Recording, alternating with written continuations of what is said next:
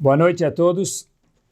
Queria começar com vocês com uma pergunta, meus queridos, que tem coisas que só a Gumará pode perguntar para a gente. Ninguém mais pode perguntar. Porque como que dá para responder perguntas desse tipo, que a gente vai apresentar agora, e ainda mais, vai lá saber qual é a resposta verdadeira. É um chute no escuro. Mas, obviamente, que a Gumará, que é o cérebro de Kadosh Baruch Hu, sim pode perguntar isso. Qual é a pergunta? Here we go. A Gumará, no Tratado de Brachot, faz uma pergunta que talvez cada um de nós, em algum momento na vida, já teve essa pergunta. Qual é a pergunta que a Gumará faz? A Gumará faz a seguinte questão. A Gumará fica com uma dúvida. A gente acha que é coisa do século 21, mas é uma dúvida eterna que muitas vezes o nosso povo teve. Diz a Gumará o seguinte: Amar Rav Papa le Abaye. Rav Papa perguntou para Abaye. Meus queridos Rav Papa e Abaye, dois gigantes na Gumará, fazendo uma pergunta power. Maishna Rishonim deitrachish leonissa. Por que na época do antigamente, já dizendo isso, Rav Papa para Abaye, na época da Gumará, eles se auto-questionaram isso? Obviamente, a gente está falando de 2.500 anos atrás. Qual a diferença entre as gerações anteriores para a nossa? De o quê? Deitrachish leonissa, eles tinham milagres. O Maishna'anan e nós, eu e você, Rav Papa e Abaye, deloi trachish leonissa, que nós não temos milagres. A Gumará fala para a gente, me dá um exemplo disso. A Gumará fala, claro, vou te contar. Diz a Gumará, na época de Rav Yehuda, antes de Rav Papa e Abaye, ele só tirava o sapato, quando era uma época de seca. E parece que antigamente a gente tem até uma Gumará inteira que fala sobre como o Yehudi tem que se comportar na época de seca, para que caia a chuva. Então a Gumará conta para a gente que Rav Yehuda, bem antes, ele só tirava o sapato pelo desconforto de tirar o sapato, Hashem havia isso e era hora de vender guarda-chuva. Chovia muito. E Rav Papa perguntou para Abaye, e nós aqui, quer dizer, naquela época, mais uma vez, da Gumará, jejuamos, fazemos tefilá, assim diz a Gumará, e absolutamente não precisa nem abrir o guarda-chuva. Em outras palavras, não chove. Pergunta a Gumará, Manishtaná, qual a diferença entre a geração lá atrás, de Rav Yehuda, versus a nossa geração, isso já Rav Papa e Abaye. Certeza mais ainda nós no século 21. Ah, mas tem tantas coisas, por que Hashem não quebra um galho nessa situação pessoal ou, obviamente, não menos importante, talvez mais importante, nacional com o povo Yehudi? Por que não tem mais Nissim, milagres? A primeira opção de resposta que vem na cabeça de qualquer Yehudi que tem, vamos dizer assim, uma capacidade e conhecimento vasto da nossa literatura da Torá Kedoshá, viria a ser, poxa vida, Talmud Torah Keneged Kulam, a maior mitzvah do mundo é o que nós estamos fazendo agora. A gente não sabe o valor das mitzvot, mas uma coisa a gente sim sabe, que a maior mitzvah do mundo é Talmud Torah. Se a maior mitzvah do mundo é Talmud Torah, então deve ser que nas gerações anteriores, de Rav Yehuda, por exemplo, eles estudavam Torá de uma forma espantosa, caprichadíssima. E depois, Rav Papa e Abaye, uma qualidade menor, que por isso não tinham milagres.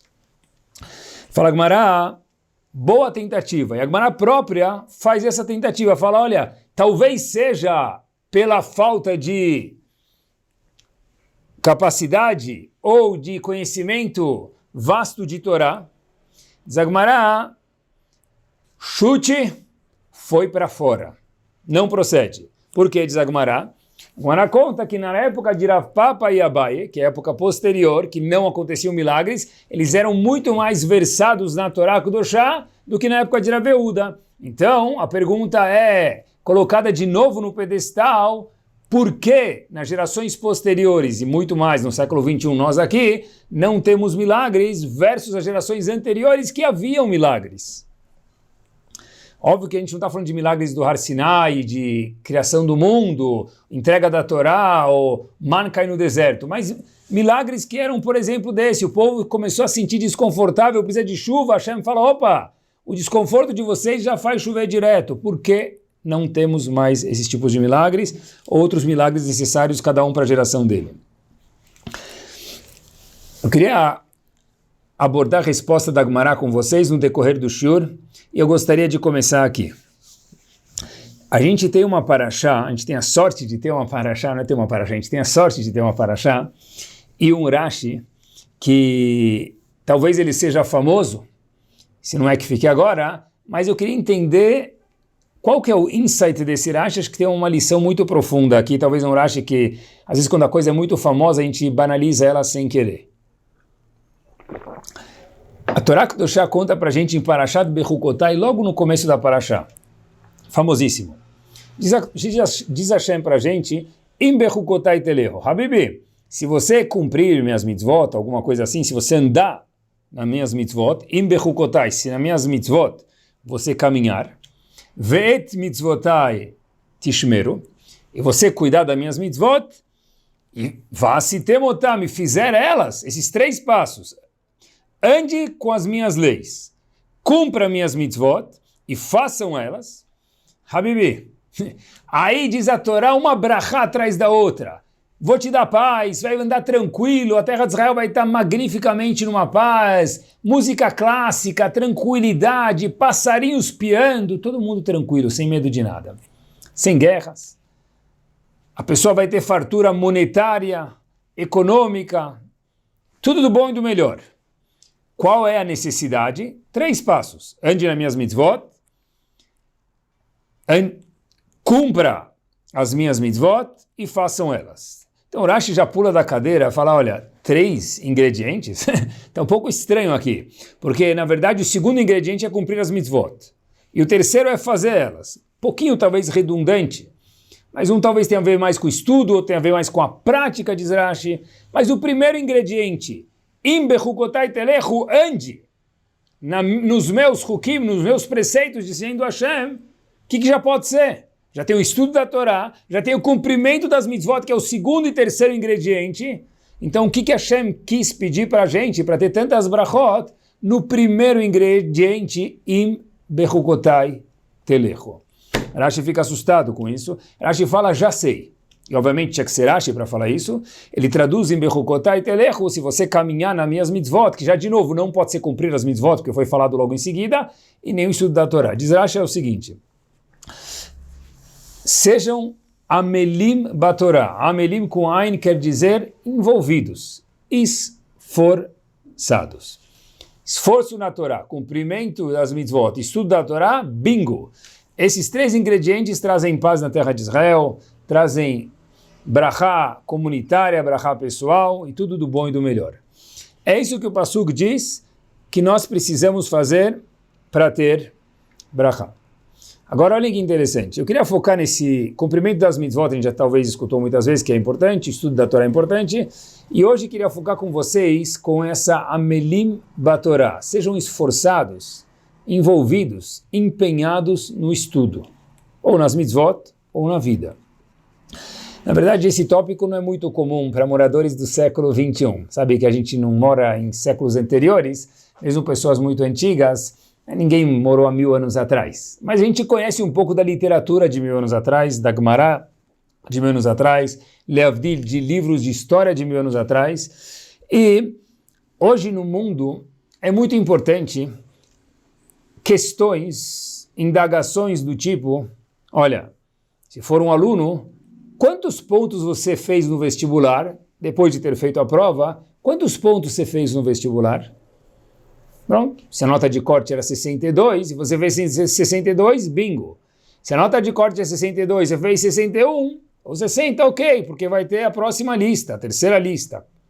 Mas se a nota de corte era 62, por exemplo, e você fez, nós fizemos, um número bem distante, tchau, tempo perdido. Não conseguiu entrar na faculdade. Ou um aluno que ainda não chegou na faculdade, está na escola, a maioria das escolas são trimestrais, 6 é a média, 6, 12, 18. Fechou 18 em química? Mabruk. That's it, passou de ano. Não fechou? Fica de recuperação ou talvez até nem passe de ano. E no mundo dos negócios não é diferente. A pessoa investiu numa ação investiu num fundo de ações, investiu em alguma coisa, imobiliário, o que for, mercadoria.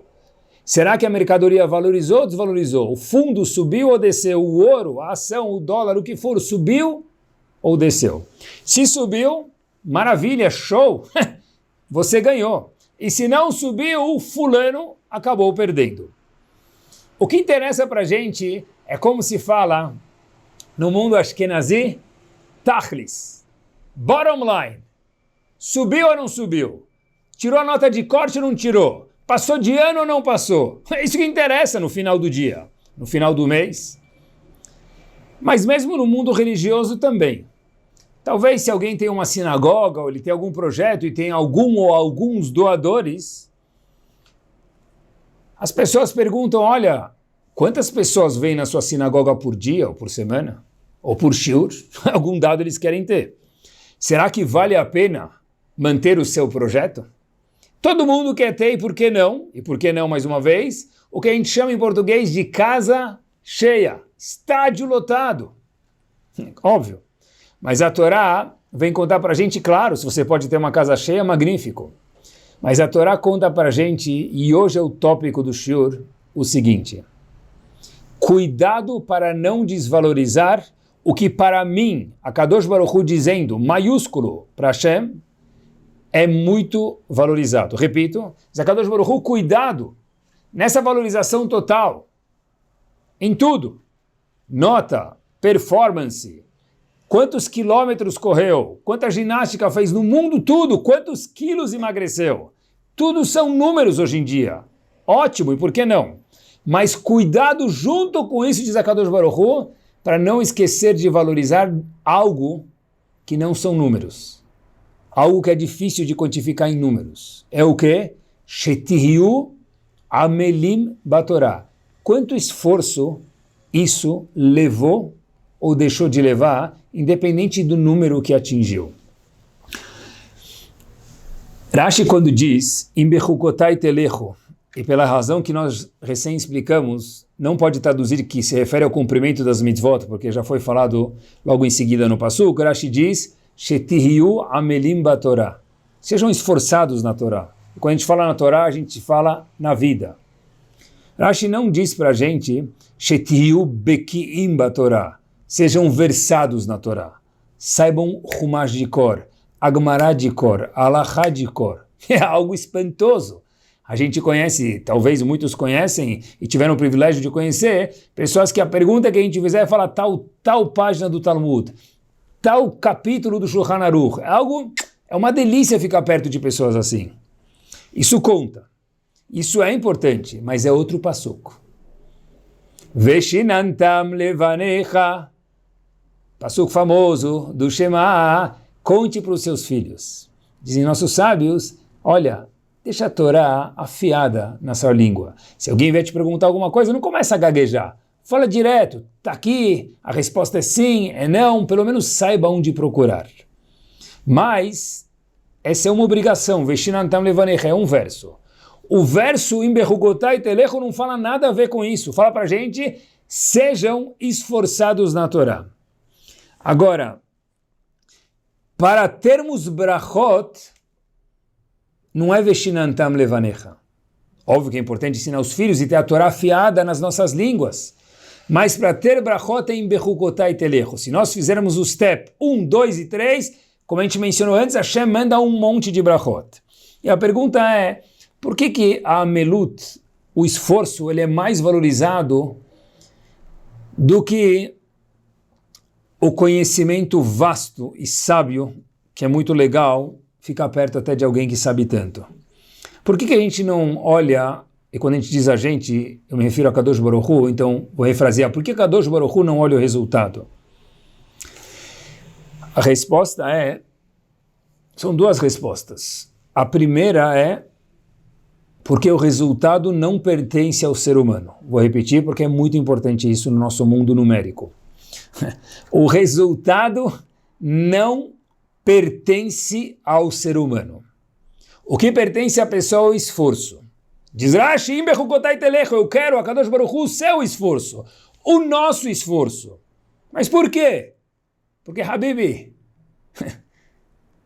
o esforço pertence única e exclusivamente a você. Hashem não tem 1 milímetro de gancho no nosso esforço. O Baruch Hu deu força para a gente, mas a gente escolhe em que se esforçar. O nosso esforço, olhem que bomba, é único e exclusivamente nossa escolha. Porém, o resultado é zero nossa escolha. Junto com a nossa escolha, Kadosh Baruch Hu manda um resultado. Sério? Claro. Simples de explicar para todos nós. Uma pessoa pode estudar 1 hora para uma prova e tirar 9 na prova sobre 10. Uma outra pessoa pode estudar 1 hora e tirar 0,9 para a prova. Os dois se empenharam igual, resultados diferentes. O empenho pertence a cada um de nós. O resultado pertence única e exclusivamente a Kadosh Baruch Hu. Isso é na prova, isso é no business. Tem pessoas que se formaram 2 na mesma faculdade, estudaram na mesma escola. E um é banqueiro e o outro é bancário. 2 pessoas maravilhosas, não sei quem é melhor do que o outro. Mas numericamente falando, o banqueiro provavelmente tem mais número na conta do que o bancário. Por que isso? Porque os resultados pertencem a Hashem. Primeira razão pela qual a amelut, o esforço, é mais valorizado. E a segunda razão, não menos importante, porque Hashem valoriza mais o esforço do que a sabedoria em si. Obviamente que o esforço leva a sabedoria, e se um estiver casado com o outro, maravilhoso. O esforço leva a sabedoria, show. O estudo leva a passar de ano. O envolvimento no trabalho leva ao sucesso financeiro, espetacular. Mas às vezes não é assim. A segunda razão, que é muito importante a pessoa se esforçar, talvez seja o seguinte: eu nunca vi ninguém ir numa loja de brinquedos e comprar um quebra-cabeça montado. Nunca. A pessoa compra um quebra-cabeça, tem que ser desmontado. Na vida, Kadosh Baruch Hu fala, o legal do quebra-cabeça é montar ele. Porque se fosse para vir montado, eu tirava uma foto, eu colocava em algum lugar e acabou. Tem gente que fala, olha, quebra-cabeça de 500 peças, para mim já é muito, mas tem gente que fala que quebra-cabeça de 500 peças é pouco, é fichinha. O legal é de 2.000, com muitas cores, com céu bem azul, que é muito difícil escolher uma peça e ver qual peça. Fica perto da outra, pela tonalidade da cor. Mas as pessoas procuram isso, porque quando tem esforço é mais gostoso. Olha, vamos dar um passo adiante. Quando nós nascemos, aconteceu um fato muito curioso a todos nós. A gente sabe que a Gemara no Tratado de Nidá conta pra gente que a pessoa estava dentro da barriga da mãe dele. Todo mundo. Grande, pequeno, homem, mulher, independente. Bonito, feio. Todo mundo nasce do mesmo jeito que a Kadosh Baruch Hu colocou no mundo. 9 meses, mais ou menos, de gestação, nasce. A pessoa fica lá dentro e um malach, um anjo, diz o Tratado de Nidá, conhecido, ensina a Torá para a pessoa, ele dá um tapinha aqui, que a gente chama no lábio da pessoa, chamado beiço da pessoa, e a pessoa fica com esse buraquinho aqui no lábio, bem na parte inferior ao nariz. Entre parênteses, antes de provar o que a gente quer dessa Gemara, a gente vê que dar tapa nas crianças é para anjos. O anjo bate no beiço da pessoa e aí a pessoa esquece a Torá. Mesmo quando o anjo bateu, teve um prejuízo, que a criança esqueceu. Pior ainda, quando um pai ou uma mãe batem no filho. Fechamos aspas. Nós apanhamos de alguma forma do anjo e a gente esqueceu toda a Torá que a gente estudou com o anjo, com o malach, na barriga das nossas mães. Agora, por que isso? Por que a gente precisa estudar para depois esquecer? Estuda, esquece, e depois nasce e tem que estudar tudo de novo. Muitas respostas para isso. Por que a pessoa, depois ainda, precisa suar a camisa para entender um pedaço de Gemara, por exemplo? Por quê? Se ele já estudou na barriga da mãe dele, se nós já estudamos, então, Habibi, dá uma olhada, estou relembrando, e não é assim. Não dava para ser mais fácil? Será que não dava para ser mais fácil? A resposta é que sim, dava para ser mais fácil. Mas Hashem não quis. E por que precisa de esforço? Por que precisa de amelut na Torá e na vida? Contam que uma vez, acho que com esse exemplo a gente consegue entender melhor. Contam que uma vez havia uma nora muito chateada. Ninguém pega o exemplo e nem pratique ele, por favor. Havia uma nora muito chateada com a sogra. Ela falou, não aguento mais minha sogra. Foi na farmácia, a nora foi na farmácia, comprou um frasco de veneno. O farmacêutico pergunta para ela, querida nora, por que a senhora quer um frasco de veneno? Diz ela, porque eu não aguento mais minha sogra. E o farmacêutico logo entendeu.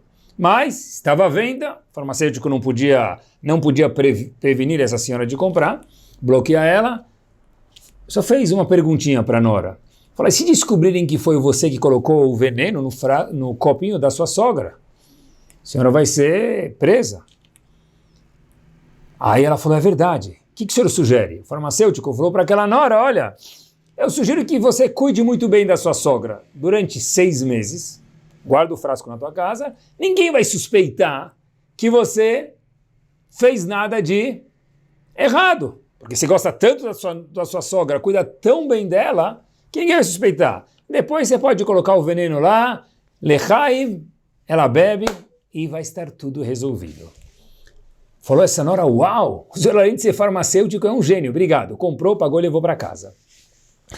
6 meses depois, volta aquela mesma nora para a farmácia. E o farmacêutico fala para ela, sim, como posso te ajudar? Lembra de mim? Ele diz, claro que eu lembro de você. Você quer talvez o antídoto? Eu não tenho para vender antídoto para esse veneno, é algo muito forte que você comprou. Too late. Diz ela, você não entendeu. Eu nem consegui colocar o veneno no copo da minha sogra. E o farmacêutico muito bem sabia disso, por isso que deu aquele conselho para ela, perguntou de uma forma ingênua, mas me conta por que você não conseguiu. Disse ela, olha, eu cuidei tão bem da minha sogra por 6 meses, eu pensei comigo mesmo, uau, eu não consigo mais matar ela, eu cuidei tão bem dela, eu gosto tanto dela agora, que eu nem consigo mais fazer mal à minha sogra. A resposta da amelut é a mesma, eu acho. Por que a gente precisa ser amel, esforçado? A resposta é a mesma. Porque fora que o input do esforço é nosso e os resultados são de Hashem, como a gente mencionou antes, ou o exemplo do quebra-cabeça, que ninguém compra feito, mas o esforço tem um benefício esplêndido. Qual é o benefício do esforço? O esforço traz o amor. Quando eu me esforço por alguém, eu não consigo mais fazer mal para minha sogra. Não consigo mais fazer mal para minha mitzvah, para o meu tefilim, para aquela pessoa, para aquele instituto. Não, porque eu me esforcei, eu me envolvi tanto, agora eu gosto. Aquilo que eu tanto detestava, hoje eu amo. O que mudou? Eu me entreguei àquela causa, àquela pessoa. Fiquei pensando, se é assim, olhem que bárbaro. A primeira palavra do hino nacional, qual que é? Ve'ahavta. Esse é nosso hino nacional. E amarás a Kadosh Baruch Hu. Como que eu consigo amar Hashem?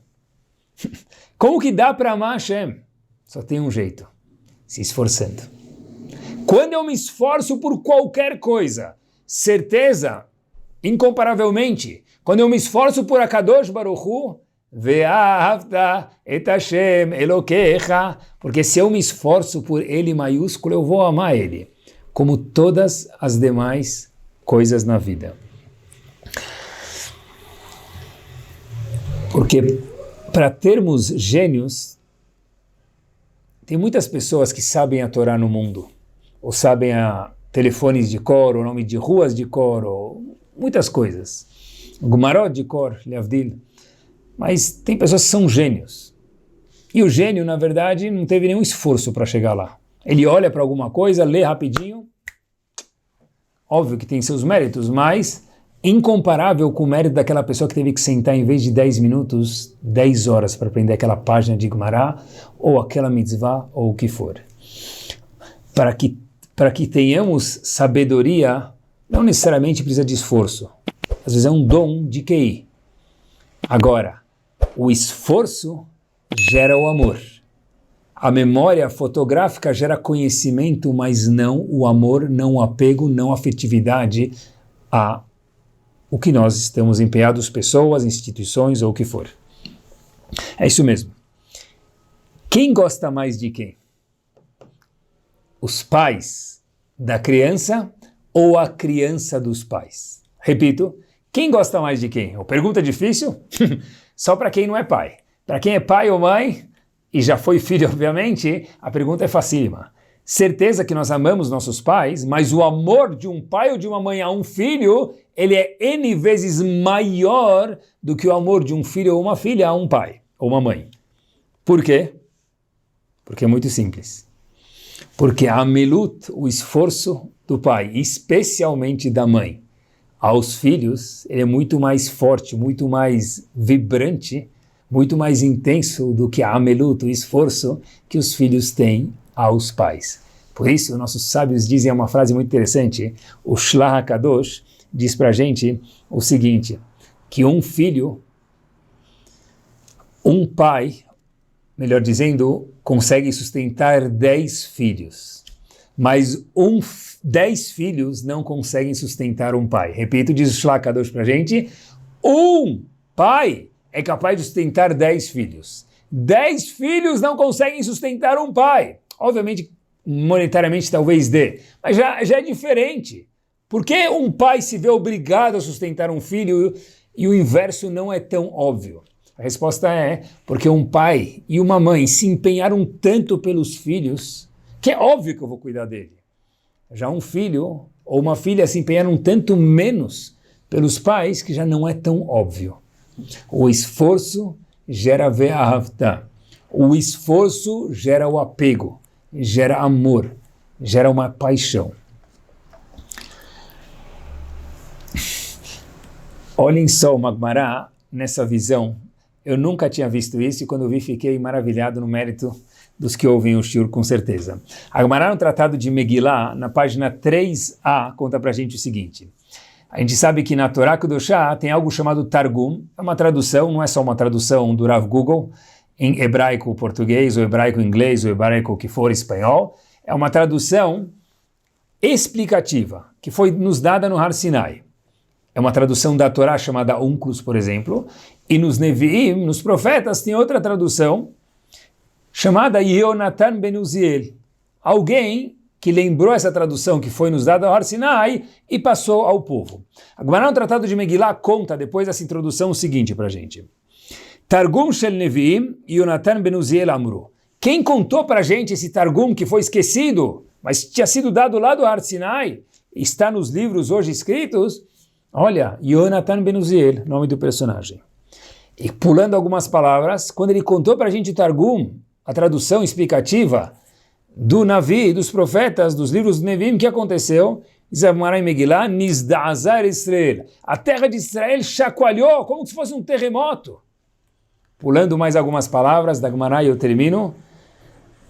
Ve'amru, e disseram o seguinte, Miuz ze shegilah sitrayu libnei Adam. Quem foi essa pessoa que revelou segredos que só com tradução a gente não ia conseguir entender? E é uma tradução, mais uma vez, explicativa, que agora, com essa tradução explicativa do Yonatan ben Uziel sobre os livros dos profetas, nós sim conseguimos entender muitas passagens que até lá eram ocultas. Eu sempre entendi essa Gemara, que a terra chacoalhou, porque ele contou para a gente segredos místicos, profundos, que a gente nunca ia conseguir entender. Porém, existe um comentarista na Gemara, no Tratado de Megillah, nesse mesmo local, chamado Tosfot Rid. Diz o Tosfot Rid, algo espetacular. E eu leio para vocês, talvez 8, 10 palavras. De Keivan de Katav Targuma de Krai. Uma vez que Yonatan ben Uziel colocou isso no papel, deixou isso available para as pessoas, Lo mashri nafshayu lemilfe kedemeikar. Ninguém mais vai se esforçar para chegar até lá. Ou seja, a terra de Israel, diz o Tosfot Rid, chacoalhou, teve aquele terremoto. Por que na hora da revelação do Targum dos Neviim? Por quê?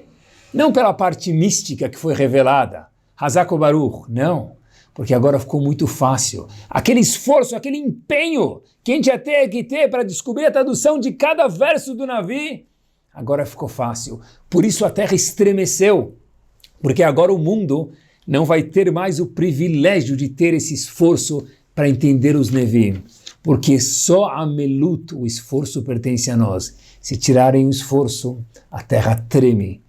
Em parte, apesar do grande benefício de sabermos agora o Navi, perdeu-se algo. E no mundo, se a gente for lembrar, e a gente vive num mundo, meus queridos, que é muito importante notar isso, ninguém vive numa bolha, eu sempre costumo dizer isso. Sempre penso como educador que o mundo, e acredito isso e vejo que isso é verdade, nós somos impactados pelo mundo, no question. Talvez mais, talvez menos, depende de quanto o mundo entra em nossas casas, mas todo mundo é impactado pelo que acontece no mundo. É verdade? Vou provar isso de uma forma judaica. Inicialmente, nós tínhamos algo chamado Talmud, que Baruch Hashem ainda tem, a Gemara. Depois de um tempo, e lá no Talmud tem todas as leis, veio o Rambam, por exemplo, Maimônides, e codificou as leis do Talmud. Posteriormente, todo o Rambam é muito longo. Veio o Rav Yosef Karo e viu uma necessidade de codificar as leis que o Rambam já colocou no Talmud, escrevendo o Shulchan Aruch, Código de Leis. Posteriormente, 200 anos depois, Rav Ganzfried, não escutaram nunca esse nome, escreveu algo chamado, uma obra monumental, Kitzur, o resumo do Shulchan Aruch, porque o Shulchan Aruch já era muito grande, tinha que se fazer um resumo dele. Posteriormente tiveram resumos dos resumos dos resumos dos resumos, e hoje nós vivemos em muitos resumos. Por quê? Porque o mundo foi impactado com perder esse vigor, esse esforço. Nós somos mais frágeis, é uma realidade. Não dá mais para ficar no Talmud para procurar uma lei, tem que ir para o Rambam. Não dá mais para ficar para o Rambam, tem que ir para o Shulchan Aruch, tem que ir para o Kitzur, o resumo do resumo do resumo, até que nós chegamos aonde nós estamos hoje.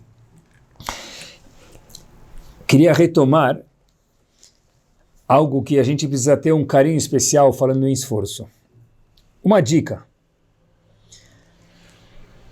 Baseado no que a gente estudou até agora e conversou um pouquinho, tem uma coisa muito interessante, é o seguinte. Se uma pessoa não curte algo, no linguajar, no português bem normal, não aprecia algo, no português mais bonitinho, mais trabalhado, não gosto, não me chama muita atenção. Óbvio, muitas vezes pode ser que não tenha a ver com os meus valores, ou não nasci para isso. Mas grande parte das vezes é porque eu nunca me dediquei a isso. Certeza que alguém colocou tefilim, não precisa ser nos campos de concentração, pode ser também, pode ser no meio de uma guerra em Israel, um soldado que colocou o tefilim dele.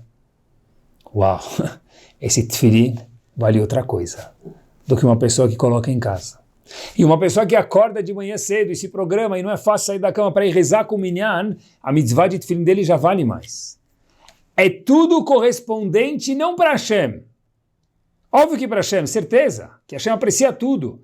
Mas para nós, conforme o nosso esforço vem o nosso apego. Se eu não me apego a algo, óbvio, possivelmente é porque eu não me esforcei nunca para isso. Quanto mais eu me esforço, mais eu vou gostar. O dono do business gosta do business dele. Ele é apegado ao business. Ele é apegado não só na parte monetária. Existe um certo apego, porque eu fundei isso.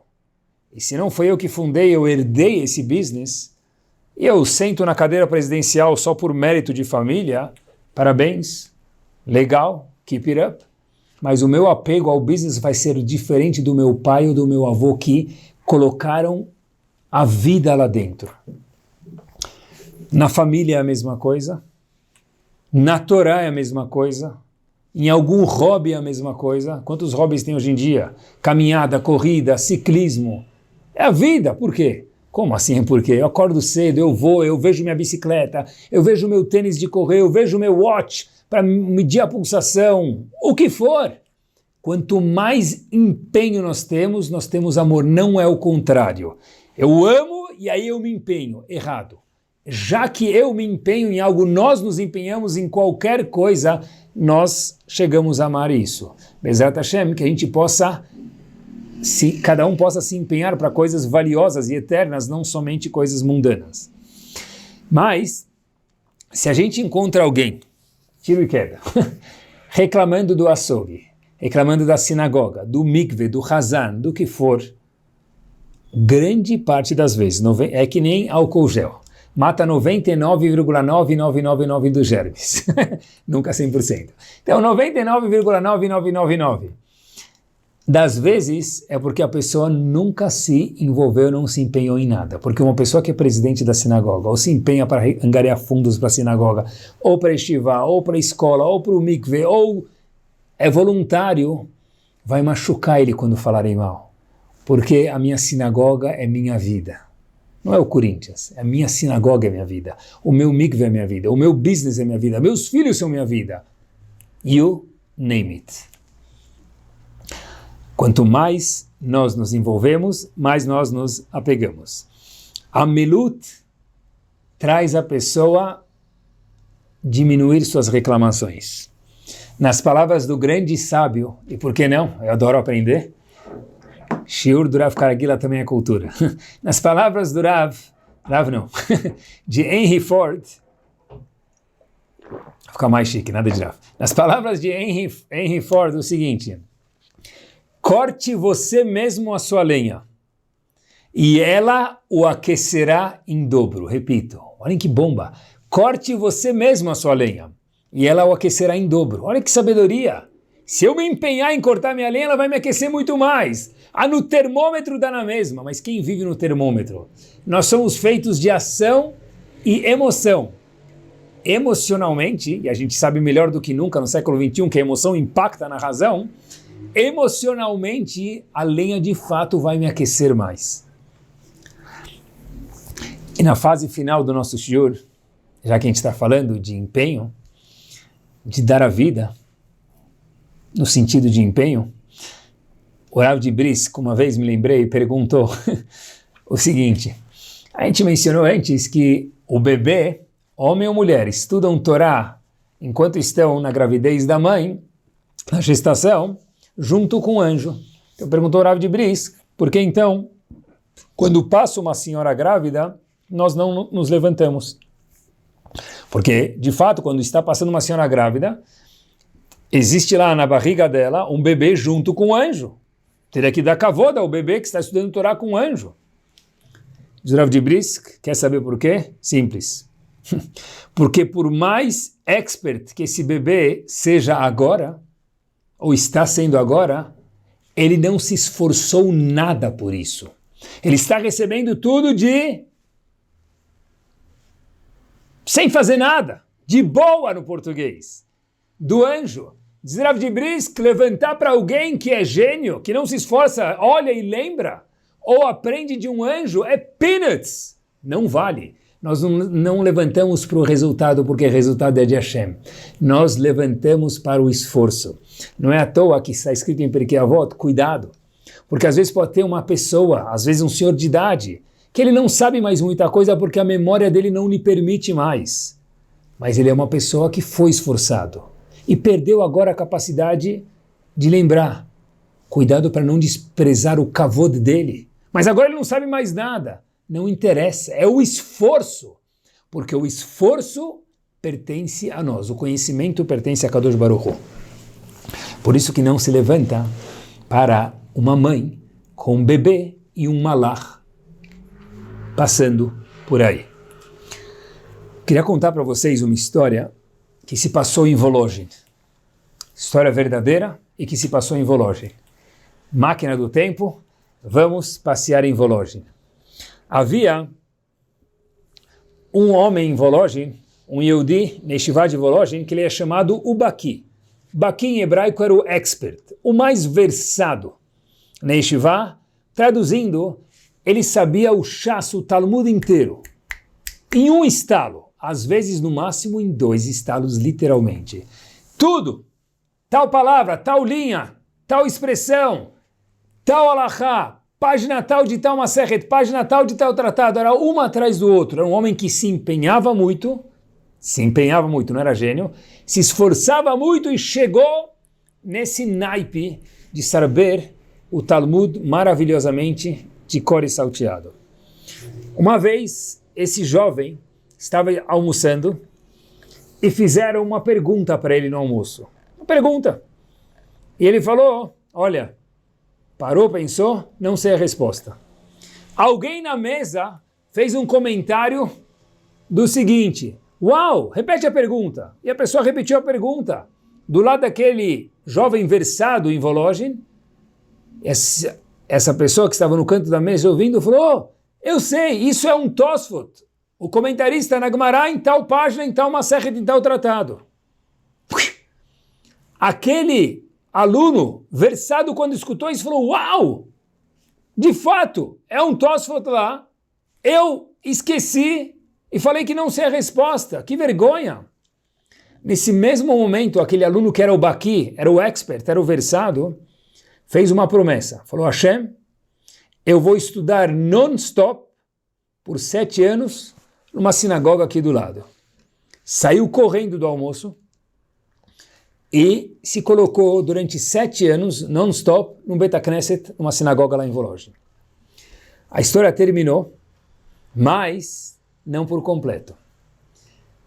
As pessoas que estavam lá na mesa viram que aquele jovem, estava com afinco estudando e depois de um tempo de estudo foram perguntar para o chefe de Yeshiva de Volozhin. Nada mais, nada menos do que Rav Chaim Volozhin. Rav, será que aquele jovem fez certo? Rav Chaim Volozhin falou certo do quê? De estudar 7 anos? Claro que sim. Falou, não. Rav, olha, a pergunta foi, será que ele fez certo, Rav, de sair correndo do almoço e fazer essa promessa e sair correndo para estudar? E ele esqueceu de fazer o Birkat Hamazon. A brachá posterior, depois de comer pão, ele estava almoçando, comendo pão e saiu correndo e não fez a brachá. Rav Chaim Volozhin vira para os alunos e diz o seguinte, olha, certeza ele devia ter feito o Birkat Hamazon, no question. Mas, diz Rav Chaim Volozhin, se ele tivesse feito o Birkat Hamazon, ele nunca teria conseguido decidir estudar 7 anos non-stop. Por quê? Porque ele teria gelado, cool down, esfriado.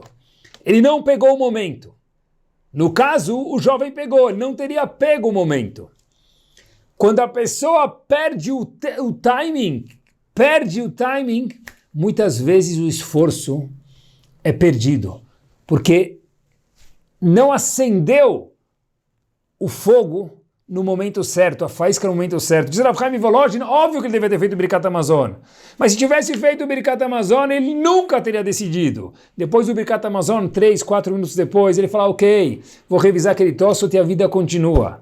O estalo foi no momento o estalo produziu uma faísca e aquele aluno de Volozhin decidiu criar um incêndio, no bom sentido, uma fogueira com aquela faísca.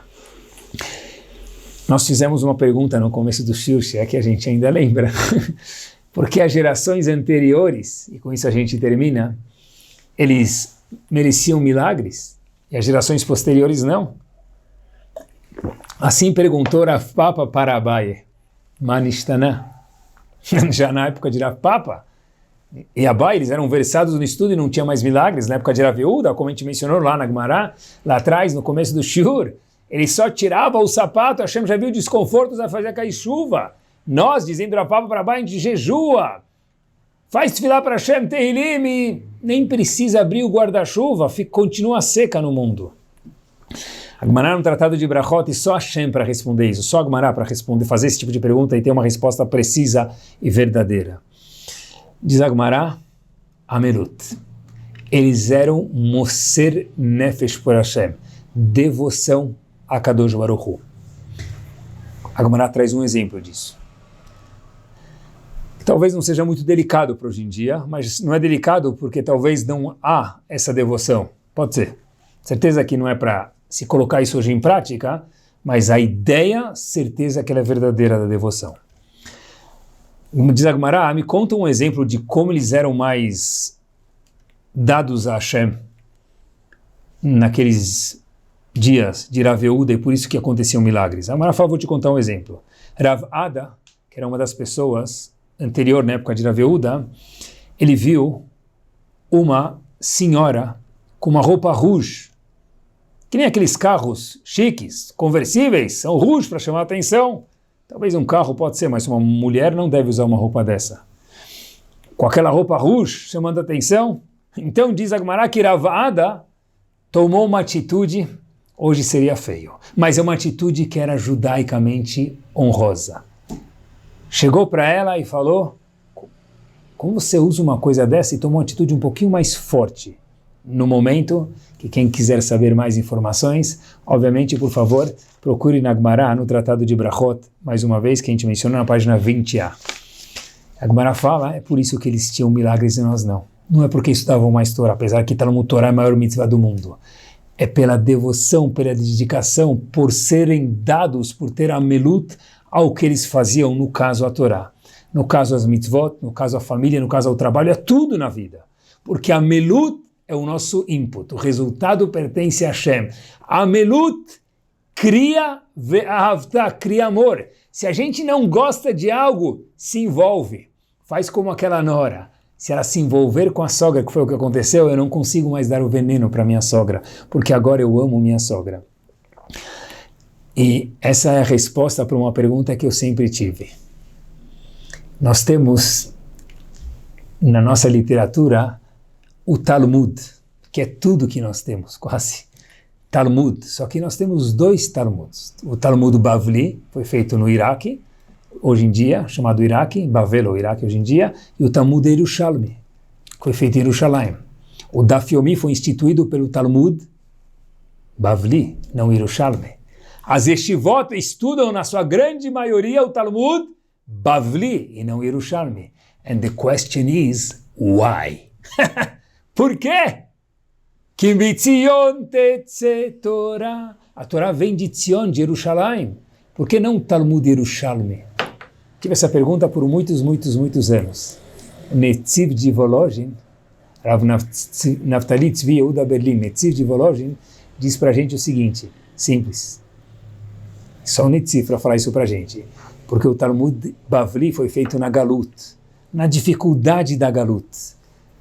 Rocher, a Gemara fala, que o Talmud Bavli é comparado com escuridão, ele é muito difícil. Justo pela dificuldade que ele ficou famoso, justo pela dificuldade que ele é o mais estudado, justo pela dificuldade que ele é parte do Daf Yomi, e justo pela dificuldade que todas as yeshivot do mundo dão shiur, estudam alunos, ensinam alunos no Talmud Bavli, óbvio, sem desmerecer o Yerushalmi. Por quê? E com essa frase nós terminamos Lefum tzara agradice, porque a voz, quanto mais difícil, maior o mérito, não proporcionalmente. Diziam os comentaristas, vezes 100. Quanto maior o esforço, o input, maior o mérito. Não vezes 1, vezes 100. Por quê? Porque o input pertence a gente e os resultados a Kadosh Baruch Hu. Ótima semana a todos, muito boa noite e que tenhamos input valorizados por Hashem, valiosos da nossa parte, e que Kadosh Baruch Hu transforme isso em resultados espetaculares.